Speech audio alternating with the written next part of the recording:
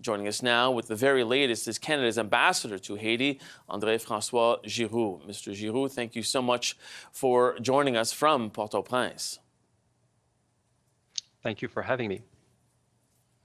It's been 11 days since you moved non-essential embassy staff out of Haiti. What has happened in that time that led you to make this move today? What has changed on the ground? Well, I guess the main driver is the fact that the airport has been closed now for 3 weeks. There's no way you can leave Port-au-Prince. Road travel is too dangerous, and there's really no other way. So in considering all of this, we felt that the time had come for us to look at the most vulnerable and offer them assisted departure.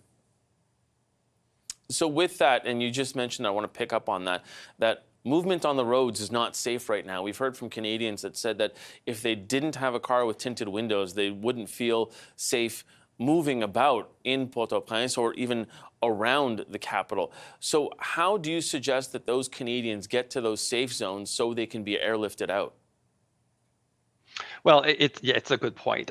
When I was saying it's mostly leaving Port-au-Prince that is the most dangerous. Within the city itself, depending on which neighborhood you are, it's doable, but you have to be very careful. So it's and the embassy and where we plan to do assisted departures, we selected sites that are within what we would call a reasonably secure operational zone within the city.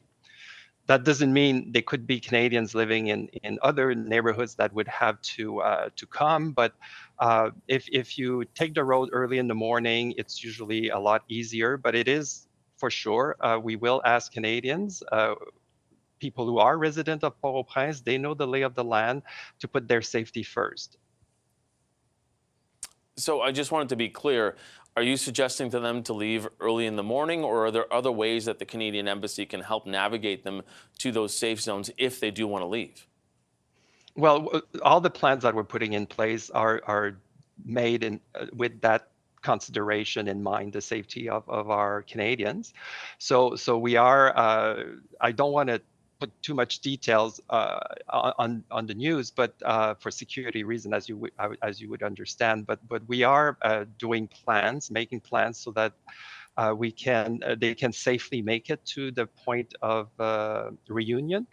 And we take it from there. So, but again, each individual is at first responsible for their own safety. And if they feel that it's not a good day for them to take the road, we would ask them to plan accordingly. So we heard that Minister Joly said that right now, not a lot of people seemingly are ready to leave Port-au-Prince or are ready to leave Haiti. What happens if we do see a ramp up in the number of people who want to leave? Will you have the capacity to get hundreds of Canadians out at a time? Well, when that situation presents itself, we will have to look at what are the possibilities. The reality right now is that we are planning for all possibilities, but without a mean to secure the airport, it's very difficult to do any sort of large-scale operation.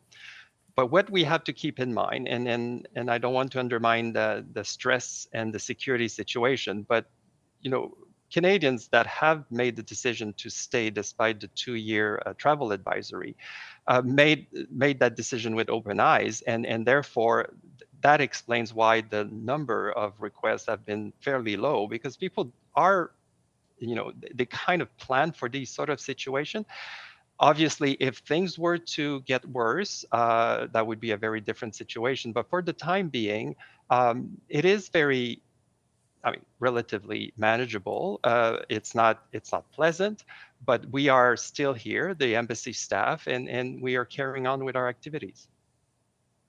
I've only got a minute left, but I wanted to ask you, and as you pointed out, that the situation really has escalated as of late. So at what point does the federal government and your staff at the embassy say, we will have to give an order that if they want to leave, if Canadians want to leave, they will have to do so by such and such a date because it won't be safe to try and get people out? Are you contemplating that possibility?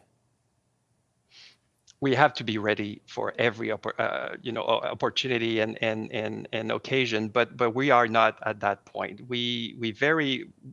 All the measures that we're taking right now is to make it possible for us to carry on with our activities for the long run. We are really invested. We really believe in the future of Haiti, and we want to be here to see this through.